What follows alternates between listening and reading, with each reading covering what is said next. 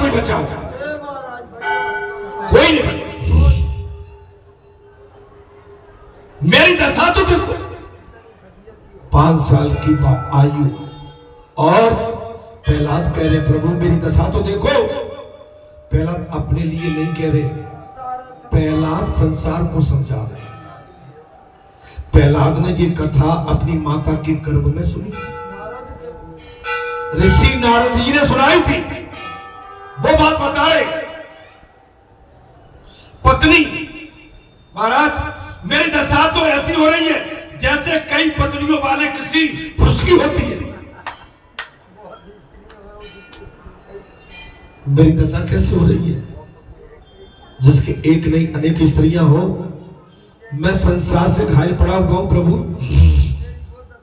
अपने अपने शयन गृह की ओर मुझे खींच रही हो। क्या बात! 5 साल की आयु का एक बालक अपना अनुभव ऋषिवर नारद ने जो कथा कयादु माता के गर्भ में जब प्रहलाद जी थे वो सुनाई थी, कोई बात भगवान को सुना रहे। बोले प्रभु मेरी स्थिति तो ऐसी हो रही है, कोई एक चोर किसी घर में चोरी करने के लिए घुस गया। प्रहलाद कह रहे भगवान से, बोले प्रभु मेरी बात तो सुनिए। एक समय की बात है, एक चोर किसी चोरी करने की इच्छा से किसी के घर में घुस गया। किसी सांप का घर था, किसी बड़े आदमी का घर था। वहां उसकी 2 पत्नियां थी। उस सांप ने कितनी पत्नियां थी? एक पत्नी सांप के केस पकड़कर ऊपर की ओर खींच रही थी।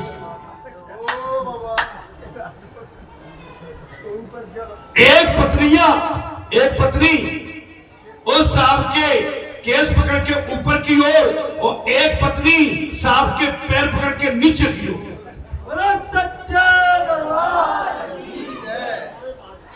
खींच रही थी। दूसरी पत्नी सांप के पांव पकड़ के नीचे की ओर। चोर ने जब ये दृश्य देखा तो वो अपनी हंसी नहीं रोक पाया।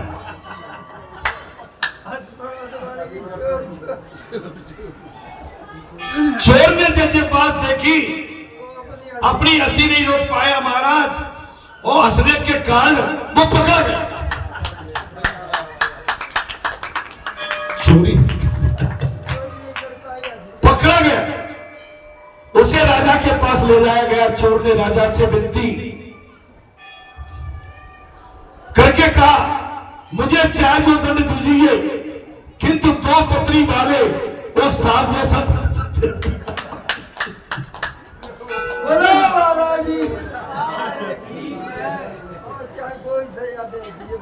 बोले मुझे कोई भी दंड दे दो, लेकिन वो सांप जैसी 2 पत्नी वाला दंड मुझे मत दो। ये कथा किसी और सांप की नहीं, ये जीव मात्र की है। हर जीव के अंदर है, एक ऊपर खींच रहा है, एक नीचे खींच रहा है। महाराज 5 इंद्रियों के 5 विषय सच्चे पति नहीं, किंतु पति होना चाहते हैं। वैसे तो 5 इंद्रियों के पति परमात्मा है। 5 इंद्रियों के पति कौन है? इंद्रियां परमात्मा के साथ सोती है, वे विषय के साथ नहीं सोच रह सकते। तृप्ति भोग या नहीं, त्याग में। तृप्ति भोग में नहीं, त्याग में। इंद्रियों के जीवन का ये सेकर उसे नियंत्रण करोगे तो सुखी रहो।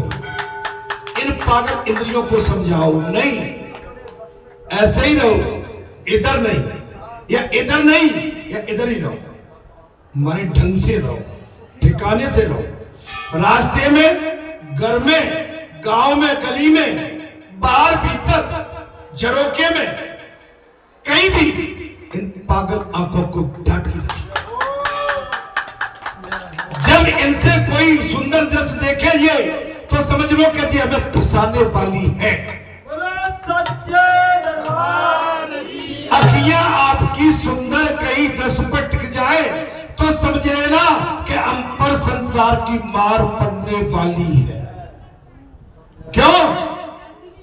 आंखों की सुंदरता की ओर मन आकर्षित होता है, और मन आकर्षित हुआ और मन आंखें दोनों मिल गई तो जीव तेरी फजीती तय है। मन एवं आंखें अगर दोनों तुम्हें ले गई उस सुंदरता की तरफ, पागलता की तरफ, विनाश तय है। ऐसे मान लो आपके घर में रसोई में डब्बे में दाल है, सबके घर में होगी। आपकी बहन बेटी आपके घर में है, सबके घर में होगी। आप जैसे अपनी बहन बेटी को अपना सब कुछ मानते हैं तरीके से, वैसा ही अन्य बहन बेटी को भी उसी भाव से मानते हैं।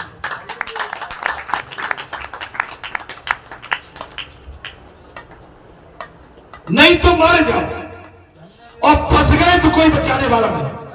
आपके जीवन भर की कमाई आपके हाथ से निकल जाए। ये मार्ग ऐसा है, कहना नहीं चाहिए। बड़ी जल्दी आग और घी कितनी जल्दी पिघलता है आप स्वयं जानते हो महाराज। हे संतों, हे महात्माओं, आप समझ लें, अर्थात भोग से वासना बढ़ती है। आप जितनी संसार का भोग लगाओगे उतनी वासना बढ़ेगी। ये 5 साल का बच्चा प्रहलाद भगवान श्री नारायण के सन्मुख, नरसिंह भगवान के सन्मुख अपना भाव रख रहा है। भोगोपभोग से इंद्रियों की रक्षा नहीं हो सकती। आप संसार में विलासता करेंगे, आपकी इंद्रियों की रक्षा नहीं करवाए। आप 2 पहिए पे चलते सीधे, no right and left, only straight means सीधे, not left and right, only for straight, that correct. मन ये सबसे बड़ी सुंदर बात। आप इधर देखोगे पीला रंग दिखा, गड़बड़, इधर कोई सामने आ गया तो टूट जाएगी गाड़ी, आएगी।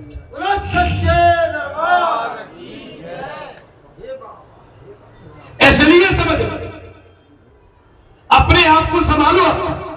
अपने आप को जो संभालना है कि हमारी आयु, हम पक चुके हैं, पक गए, और पकने के बाद तो कुछ तंत्र रहता नहीं है। महाराज, भक्ति रस से इंद्रियां पुष्ट हो सकती है। अरे आजकल आप देख रहे हैं संसार में खुले आम अमर्यादित बातें हो रही है, मर्यादा चकनाचूर हो गई है, संस्कृति रो रही है, छाती पीट रही है संस्कृति, खत्म, कुछ बचा नहीं है। मेरी माताएं पुराने टाइम की हैं, वो जानती होगी, वो सब समझती हैं। लेकिन आज के युग में क्या हो रहा है, मैं आगे इसके नहीं जा सकता हूं। विषय को चिंतन करने से शक्ति क्षय होती। आप अगर विषय में पड़े रहेंगे, आपके अंदर ऊर्जा नहीं रहेगी, शक्ति, एनर्जी नहीं रहेगी, आपका विल पावर एंड विवेक आपका खत्म। विल पावर खत्म, सोचने की क्षमता, चलने की क्षमता, कुछ भी नहीं, देखने की दृष्टि खत्म। आपके जीव ऐसे करती रहेगी, लप लप लप। बचो इससे। ये चट्टो जीव को, इन आंखों को समझाओ। अरे दोस्तों, दुश्मनियों, हमारी फजीयती क्यों कराना चाहते हैं? जीव तो कह के भीतर घुस जाती है, 32 के भीतर हो जाती है, और जब हम कुछ कह देते हैं तो खोपड़ी में जूते हमारे पड़ते हैं। मैं क्या कह गया, कुछ गलत किया? महाराज, ईश्वर स्मरण से शक्ति की प्राप्ति होती है। ईश्वर स्मरण शक्ति प्राप्त। प्रहलाद आगे कहते हैं प्रभु कथा अच्छी लग रही है कि नहीं? माता लेकिन मैं कुछ समय में ही विराम देने जा रहा हूं, 12 बज गए। हाँ ठीक है। प्रहलाद आगे कहते हैं प्रभु आप कहते हैं कि संसार का मोह त्याग कर मेरा भजन करो। प्रहलाद कहने लगे हे स्वामी आपने ही तो कहा था कि संसार का मोह त्याग कर मेरा भजन करो, किंतु भजन करे तो कैसे करें? प्रहलाद कह रहे हैं प्रभु भजन करे तो कैसे करें? आपने इस संसार में विषयों का ऐसा जाल रचा है कि इस जाल से कोई निकल नहीं। मेरे बाबा बोले प्रभु जी आपने इस संसार में ऐसा मकर जाल रचा है कि इससे कोई निकल नहीं पाता। बड़े बड़े ज्ञानी भी इसमें आके भटक जाते हैं। बड़े बड़े ज्ञानी भी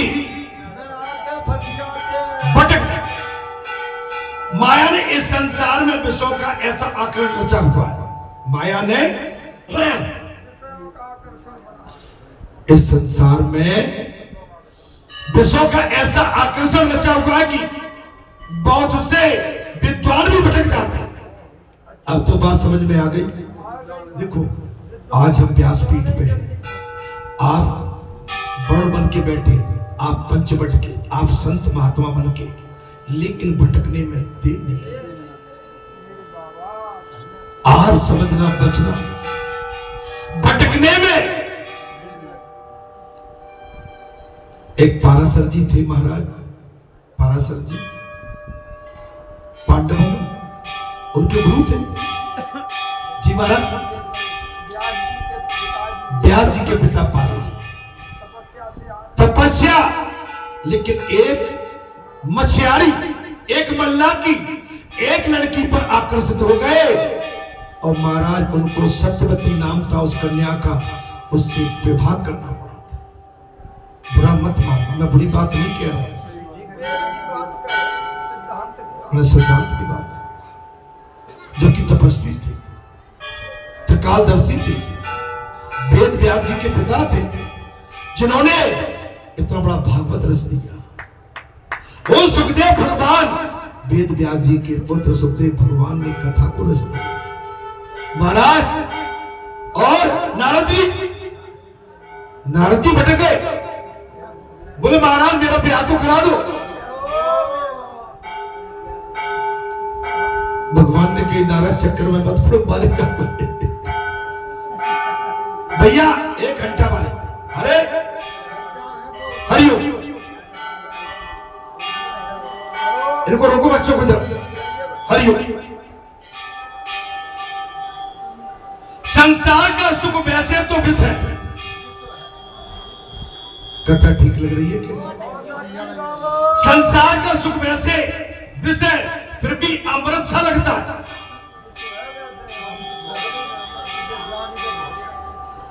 संसार का सुख वैसे तो विष है, लेकिन अमृत जैसा लगता है। संसार के विषय ऐसे आकर्षण क्यों बनाए गए आपने प्रभु? ये पहला ये संसार के सुख सुविधा, ये विषय, ये ममता, ये मोह, ये वासना और किसी ने नहीं बनाई। प्रहलाद करे आपने बनाई थी। आपने क्यों बनाई? जगत में ऐसे सुंदर पदार्थों का उत्पन्न आपने क्यों किया?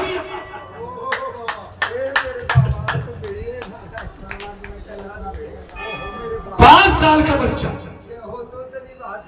तो इतनी भाषा में बोले प्रभु आपने ऐसे सुंदर व्यंजन वासनाएं क्यों बनाई? इन्हीं से तो इंद्रियां लालची है। बहुत सटीक बात कही है, बहुत ही वेद वेदांत बात कही है। निचोड़ भगवान से कह दिया प्रहलाद जी ने जबकि प्रहलाद जी निर्मल है, निष्कपट है और निर्दोष है, निष्पाप है। लिहाजा वे इसमें फंसती है। नाथ मैं बालक हूं। प्रहलाद जी देखे, नाथ मैं बालक हूं, मेरी त्रुटियां क्षमा करना। हे नाथ, मैं 5 साल का बालक, मेरी त्रुटियां क्षमा करना। किंतु मैं कहता हूं कि जगत को सुंदर बनाया है, तभी तो इंद्रियां मोहग्रस्त हो जाती हैं। आपने जगत इतना सुंदर बनाया, आपने संसार इतना सुंदर बनाया है, इसलिए जो इंद्रियां मोहग्रस्त हो जाती हैं। ये जगत के विषय ऐसे सुंदर है कि आंख ने देखा नहीं कि चित्त चंचल हो जाता। 5 साल का बच्चा, ये मेरे क्या बाबा नारद जी ने कथा कही है, सारी मन चंचल हो जाए। संसार को ऐसा सुंदर बनाया होता तो कितना अच्छा होता। आप इंद्रियों को बस में रखने के लिए कहते, किंतु इस सुंदर दृश्य को देखकर सयानापन हवा हो जाता है। बात आ गई। इस सुंदर संसार को देखकर हम कितने भी होशियार बने, बुद्धिमान बने, त्यागी बने, बैरागी बने, योगी बने, लेकिन इसके पश्चात भी हमारा सियानापन खत्म हो जाता है। परमात्मा ने सोचा कि परमात्मा ने सोच समझकर ही संसार को सुंदर बनाया होगा। कथा ठीक लग रही है कि नहीं? प्रहलाद जी ने कह दिया, हे ईश्वर, परमात्मा ने इस संसार को सोच समझ के सुंदर बनाया है कि मेरी संतान सुखी हो, किंतु मर्यादा का उल्लंघन करके आसक्ति पूर्वक भोगों में, विषय में करके मनुष्य दुखी हो रहा है। आपने तो अच्छा किया, मेरी संतानें सुख एवं आनंद से रहे। लेकिन ये विषय एवं अमर्यादित होकर और वासनाओं में फंसकर दुखी हो जाए तो उसके लिए ईश्वर आपका क्या दोष है? अब बिल्कुल संभाल दी बात। मर्यादा जीव, अभी मैंने वो बात कही थी, अब आई कि यहां से आप जाते हैं, सटीक सीधा निशाना, not left not right, only for straight, पर सीधे रहे। आपको कहीं नहीं देखा कि संसार सुंदर है, और संसार की सुंदरता में गए तो आपने जो अभी 8 घंटे योग किया है, 10 घंटे जो तपस्या की है, प्रातः काल 4 बजे के आप उठे हैं, लगभग 3 बजे, ठीक है, लेकिन तपस्या साधना में आप 4 बजे से संलग्न हो गए, आपको 8 घंटे हो गए। 8 घंटे की तपस्या सुंदरता पे आप कहीं भी मोहित हो गए, 8 सेकंड नहीं लगेंगे, आधे सेकंड में खत्म।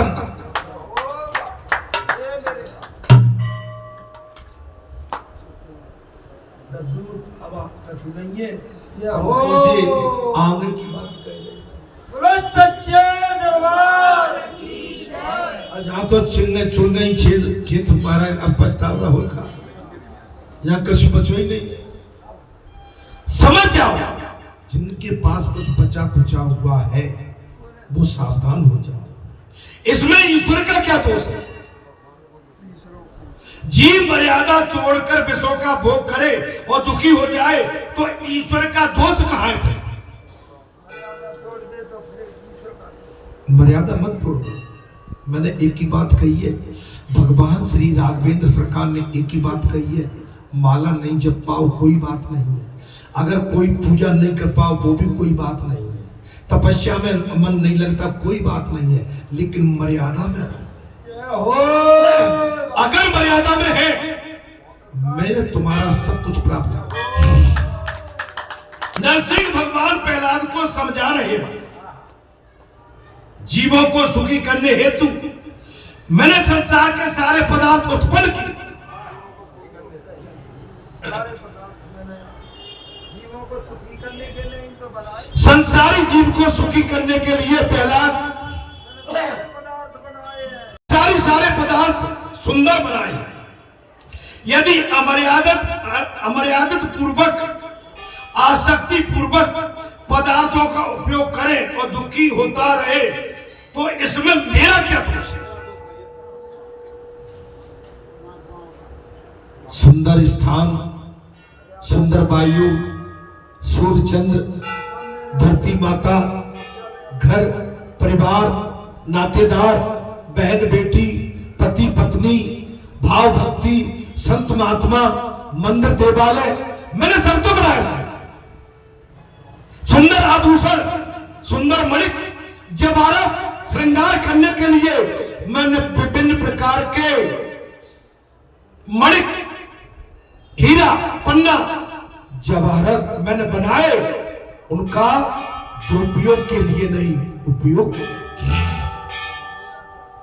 अगर जीव अमर्यादित होकर आसक्ति पूर्वक अपना का उपयोग करता है तो इसमें मेरा कोई दोष नहीं है बेटा प्रहलाद। मर्यादा पूर्वक पदार्थों और विषयों को भोगने वाला मनुष्य सुखी होता है। मर्यादा बात आ गई। मेरा संसार है और जो मर्यादा में रहकर मेरे संसार का जो भी मेरा वस्तुएं हैं उनका सेवन भोग करता है वो हमेशा सुखी रहता है, वो कभी दुखी नहीं हो सकता। विषय के उपयोग के समय मनुष्य को ये न भूलना चाहिए कि वो संसार का निर्माता नहीं है, भगवान ने बनाया है। ये सब बहुत बड़ी बात है। संसार की वस्तुओं का उपयोग करते समय मनुष्य को यह नहीं भूलना चाहिए कि वो मनुष्य का नहीं, वो भगवान का है। संसार त्याग कर मनुष्य कहां जाएगा?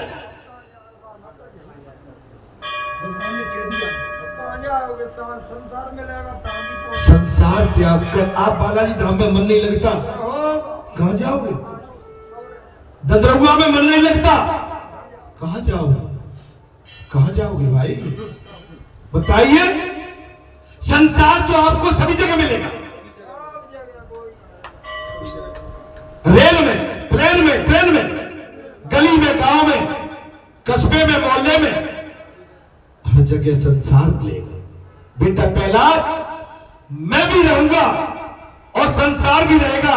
संसार को भोग वृत्ति से नहीं किंतु भाव वृत्ति एवं भाव भक्ति और साधना से देखो।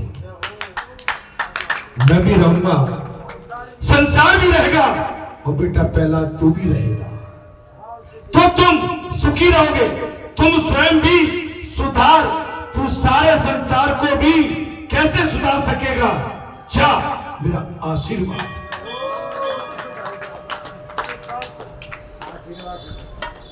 एक बार मैं कथा को विराम देता हूं। एक दृष्टांत है छोटा सा, आप कहें तो कह दूं, नहीं तो विराम दे दूं जी।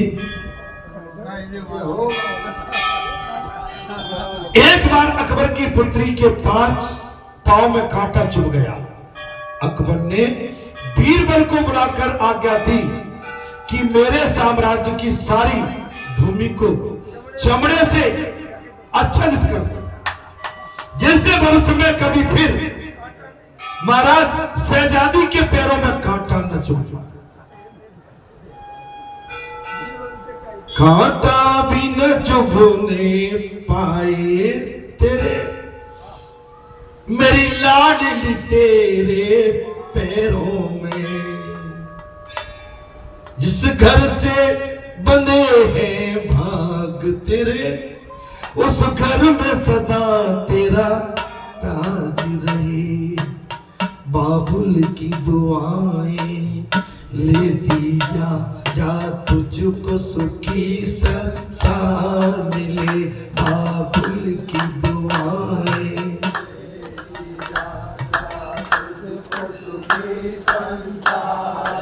ये बड़ी बड़ी बेदनी होती है महाराज। अकबर ने आदेश दे दिया, सारी जमीन को चमड़े से ढक दो, मेरी शहजादी के पैरों में कांटा भी न चुभ सके। बीरबल सिर महाराज खुजाने लगा, चमड़े का इतना बड़ा टुकड़ा कहां से लाएगा जो सारे साम्राज्य की भूमि को ढक दे। इतना जमना महाराज कहाँ से ला? बीरबल ने अपना सर खुजाया है और सोचने लगे बीरबल कि मैं इतना बड़ा चमड़े का टुकड़ा कहां से लाऊं जो अकबर के सारे साम्राज्य को ढक दे। राजा कुछ तरंग से ही राजा कुछ तरंगी से होते। बीरबल ने सोचा कि सारी भूमि को आच्छादित कर दे। महाराज, भूमि को चमड़े से ढकने की अपेक्षा राजपुत्री के पांव में ही क्यों न चमड़े फिर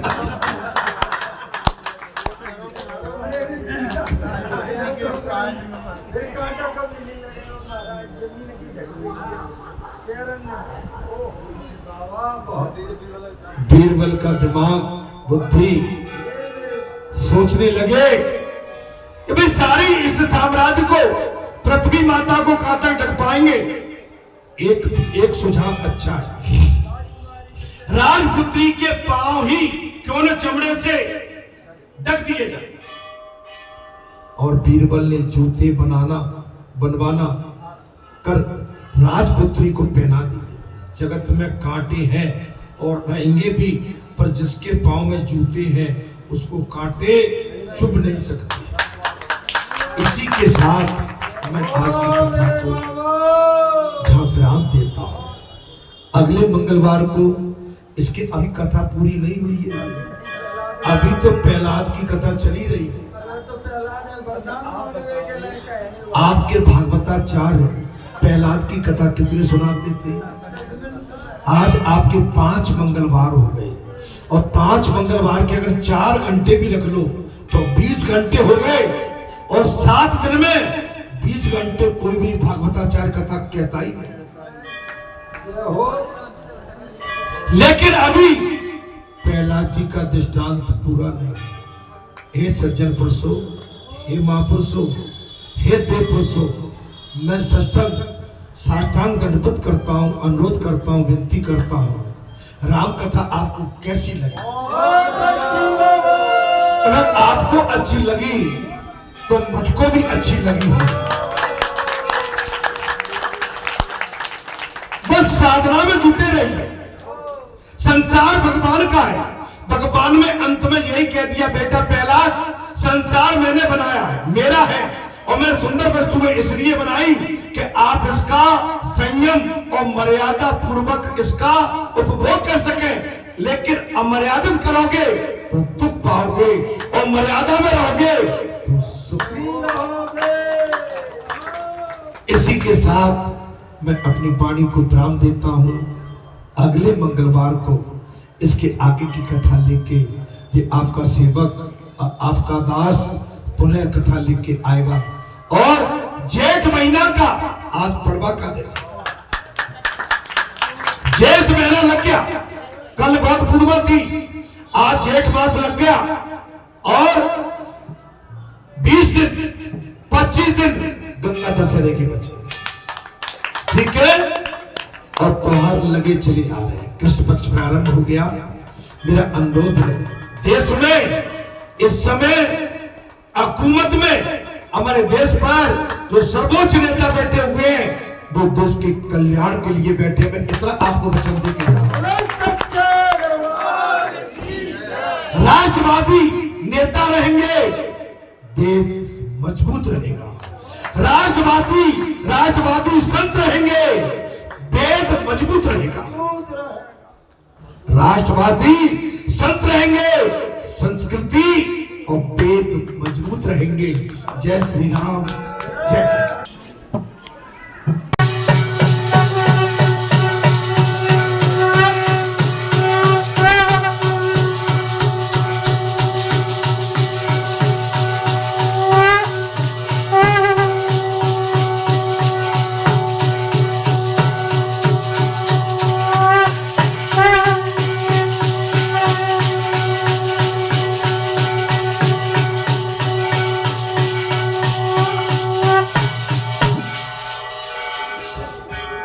जय जगदीश हरे